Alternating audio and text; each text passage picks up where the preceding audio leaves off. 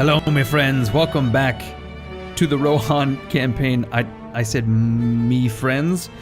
Apparently, I'm a pirate today. Okay, so last episode we left off. We were marching north with Aldwulf to capture Alkford. He has received all of his reinforcements now and moved north. He will besiege Alkford again next turn, this time with a much larger complement of infantry.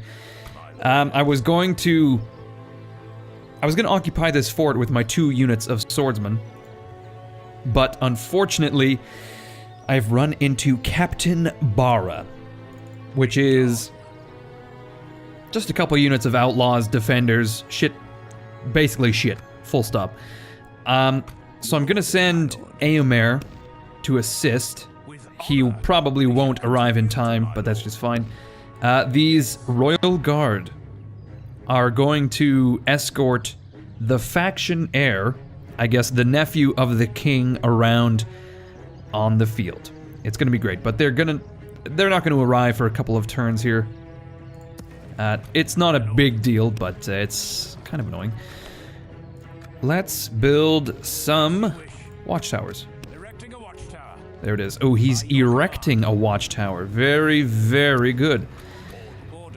I kind of want to put a watchtower here just in case there's rebels or some shit. I would much rather have full line of sight in my kingdom than not. And watchtowers are ridiculously cheap in this mod, so that's just fine. We have some troops that need to be retrained in Foldberg, and I think that's basically it. Our good friend Gamling is going to reside in Londare for a while. It's sort of sad. These are the twilight years of his life, and he's just wasting away in Londare. Hopefully,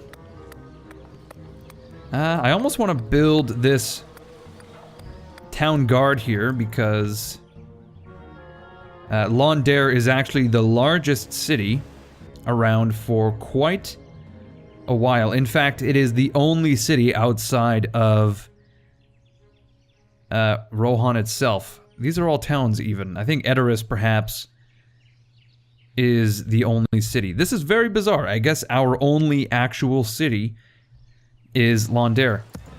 Let's see. It is a minor city, and it is most definitely in need of a barracks. This is the entire point. It is a large-ish city in our kingdom, and I would not be opposed to building a bit of, I would not be opposed to hardening up said city, especially considering it is on this very defensible river. So eventually Gamling will be able to retrain what units he needs to retrain, and, well, I don't know. 5 turns for a stable and 1,500 gold. I don't know when we'll scrape that together, but I'm sure we will at some point. I'm gonna bring our spy back, Fulgar.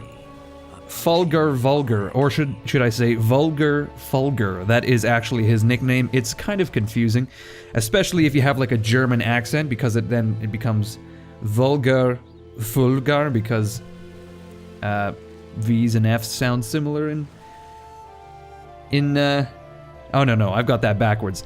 V's sound like F's in German, as in Volkswagen. W sound like V's. Okay, I take that back. It's not actually that confusing if you're German. Not at all. We have a small surplus per turn, which is great. That's exactly what we need. And we also have a mission to contact the Woodland Realm, which is incredibly great considering that was my plan the entire fucking time here. I'm going to stop by at this fort, which apparently doesn't have any characters in it. We are in fact negotiating with the actual fort itself. That is the walls, the towers, the very physical foundations, the physical manifestation, if you will, of the fort. Every stone is whispering in unison to Leowine. It's some sort of like hive mind, I guess. We are going to get maps, at the very least, and trade rights we may as well do. And that is barely accepted. Yes. See, this is the thing. Every single stone, torch, door in the fort whispers in unison. You hold us at ransom, and you know this. It's very creepy. It's sort of, it reminds me of, as you wish. You know, Ebenezer Scrooge. What is that fucking story called? It is not The Nightmare Before Christmas, but in a way, it is. Ebenezer Scrooge has a dream. Well, it's not necessarily a dream. He is, in fact, visited by ghosts, but you could argue that he's dreaming. And it is before Christmas, so in a way, it is a waking nightmare before Christmas. You could argue that. That story is called... God damn it, that's gonna bother me now.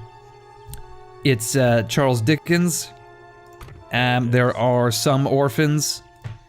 The Muppets did a rendition of it. Approaching quietly. Oh man, I'm having another massive brain fart again. But anyway, we'll just end the turn here, and we'll move on. By the way, if you've never seen a Muppets Christmas Carol, you need to watch that shit. That's a classic in my fucking household. I tell you what, if I have kids, well, I should say, yeah, if I have kids, I don't know, I'm young. I'm gonna make those assholes watch a Muppets Christmas Carol every single year. Maybe multiple times per year, per Christmas season. I want them to see Michael Caine in that fucking musical. I want to see that asshole. I think he's actually singing in that film. I can't remember exactly. But, it's a great goddamn movie, and, my kids are definitely gonna watch that shit. That's what I'm saying. In the meantime, though, we're gonna be retraining some riders of Rohan in Foldberg. Essentially all of our riders. Speaking of riders, though, for some reason, this captain just threw himself on the spears of Eomer's cavalry, just leaving Alkford completely open to attack. Not a very smart man, it seems. He was not too concerned with the defense of Alkford. Captain Tierlaid, rather, as well, is trying to come to reinforce Alkford, but we're going to interfere with Eomer. I don't know if we want to attack, but we will position ourselves in the goddamn way, I guess. Like that. And we can actually probably... I was going to say attack, but of course... that was our issue last time, is the ballista... It's just not that good. It really isn't. Against these walls. So we'll wait a turn, hopefully, in order to take the town. And in fact, if I want to defend Aldwulf, I'll have to be right beside him. There we go.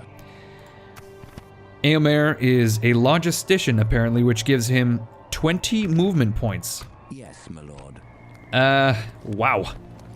So he already has traits that make him exceptionally quick on the battlefield. I believe his biography alone gives him 20%. And then I think there are a few...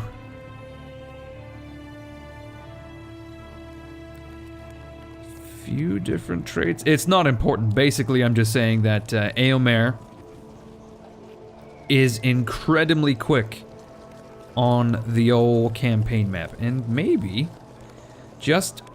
Ooh, he despises orcs. Okay, he also admires technology. He is a novice governor, apparently. And he can tell a tale. So apparently he has a bonus of 40% to campaign movement at this point. We have a new mission from the Council of Nobles. Who are these nobles? Nobody knows. Eomer's close friends, I guess. Theoden's, I don't know, cupbearer, seneschal, that sort of thing. There's probably like a court jester or something. I don't know. The guy that tastes the food before the king. You know, just... Man, what a shitty job that is. Do you think you could get life insurance with that job? Would they insure you? Would your premiums just be through the fucking roof or what? Okay, we we have a mission to take Suduri, which is this small little town across the river. And interestingly enough, the Dunlendings actually have a few ships. I don't know how they've managed it. I suppose they have a port somewhere. Perhaps that's what this is. And they're just pumping out ships. They've got 50 men on a longboat up here. He's got another 50 men on this longboat as well, assumedly. What a great line. It's an enemy ship. That's great. I think we're basically ready to end the turn here. We're not doing anything. Oh, I suppose. I do, though, want to build some towers before we get carried away. So I will do. And we'll probably want to put one up on the border as well. I think that's basically it. Mogash. Oh my god, look at this guy. Mogash, we're gonna have to take care of him at some point. We could attack with a bit of cavalry, but I would prefer to see what this guy does.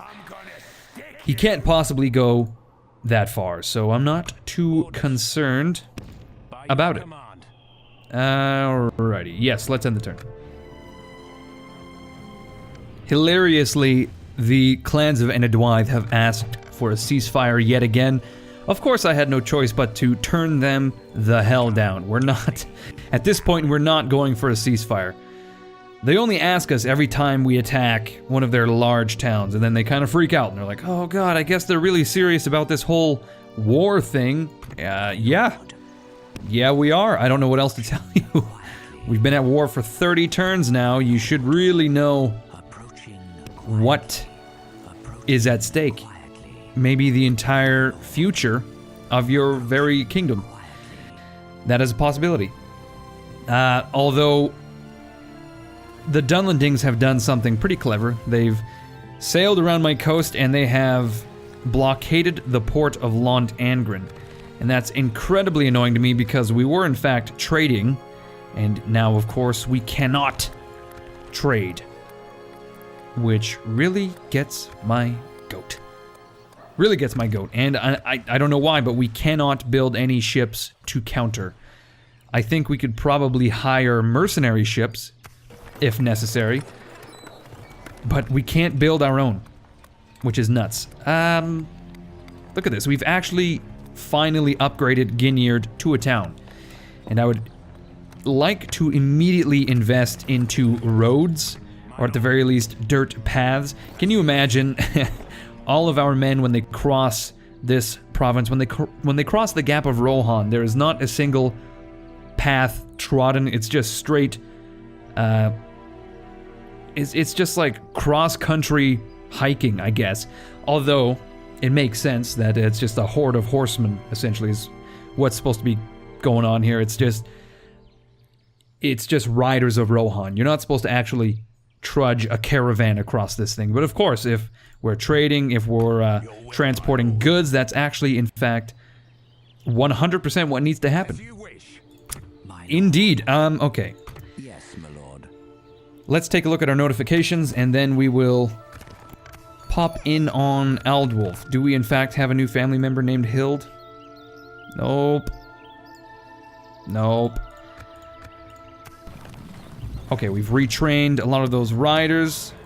Let's put these assholes into the forts. Hopefully that should reduce our expenditures a little bit. I can only retrain one unit. Damn. We are running out of cash very quickly.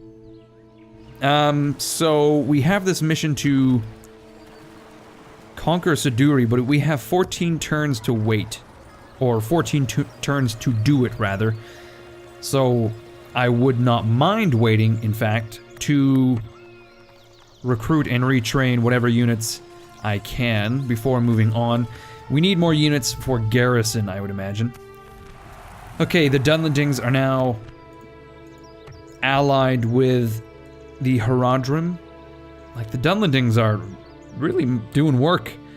They're spreading themselves like a cheap hooker, you know, just selling themselves to the highest bidder, basically. They have, yeah, 100% aligned with the evil factions to the south, Yes, my lord. as well as Mordor, which is not surprising, to be honest. Let's see if we can... Are we actually at war with these guys? We must be. Kingdom of Rohan, there we are. So how come we can't ask for a ceasefire? I suppose it's because there's an invasion? Would that be why? Of course, they don't want to give us maps, which is, you know, completely fair. Well, I should have known better. Of course, that was not going to work in any way, but maybe, just maybe, we can contact the Variogs of Khond, and then, As you wish. I don't know, I suppose by the time we find them, perhaps the invasion will be over. This As you wish. fucking invasion is so long. As you wish. It's been a pain in my backside for far too long. As you wish. And what's worse, it doesn't seem like it's going to be ending anytime soon. Alright, we have bumped into the Dwarves of Erebor. Although I feel there are... I feel like we've talked to these guys before. Because clearly we have maps, but, let's see if they'd be into an alliance of some kind. Not interested. Was that guy's name Barabor the Fat? That's amazing. Without question. Okay, so these guys are clearly occupying the east, but I imagine, like, it looks like Erebor itself. Let me get situated here. Okay, Erebor itself is in fact held by the dwarves. I was looking at the wrong part of the map, but I could have sworn there were three factions of dwarves. The Dwarves of Erebor, Dwarves of Eredluin, Dwarves of Khazad-dûm. Where the good god are they? I suppose... Oh, we passed them. They're in the Misty Mountains, aren't they? Who? But I can't imagine where. I mean, it looks to me like the orcs of the Mist... Oh, I see. They actually hold Khazad-dûm. Well, I have passed them. My lord. That's unfortunate. I know for a fact I have to appease, or rather, ally myself with at least one of these dwarven factions, and at the moment, it is slipping my mind which faction it is. I do want to talk to the dwarves of Khazad-dûm regardless. Actually, before I do that, I'm probably going to just contact Bree, or rather Dale, just to get on their good side, and I think that's all of the good factions, essentially, we have contacted. Gondor, Dol Amroth, Bree, the Northern Dunedain, we have spoken with, rather. The Vale of Anduin, the Vale of Dorwinion we have yet to do. I believe Dorwinion is... I could have swore it was in here somewhere. I can't read that map to save my life, but I assume that Dorwinion is down here because they are at war with Rune, so obviously they're bordering them or something. The Grey Havens of Linden I have not spoken with. The Galadrim are a vassal still, is that correct? I believe it's them. Galadrim, yes, they are the vassals of the Shadow of Mordor. Okay, so we have in fact spoken with most every good faction, but I was going to say, I can't remember which dwarven faction it is I need to keep in contact with, but I will be looking once I'm done recording, so don't fucking lose your mind. You know what, you may, if you remember, you could possibly leave a comment just to help me out. Looks to me like there is a huge amount of trade going to this single port for Dunlaroch, so I'm very interested in capturing that. Speaking of capturing, Aldwulf the Honorable is essentially ready to capture Alkford. If I look at our battle menu, we can in fact attack at night and leave Captain Tyrlide just kind of fluttering in the wind like an asshole. I think, though, before I do this, I would like to remove Aomir. I don't need him, you know, getting involved. Can I capture these forts so I don't have to pay for the cavalry? That's nice. Okay, I've got these Royal Guard, which will, of course, join up with Aomir. When we come back next episode, we will capture Alkford and see what Captain Tyrlide does. We're going to be waiting a couple turns in Londare, perhaps to... Well, I'm not exactly sure how long we're going to be waiting. We could, for all intents and purposes, cross the river with some amount of infantry and just begin to starve out the men in Enedwythe, and then... Actually, that's what I'm going to do right now.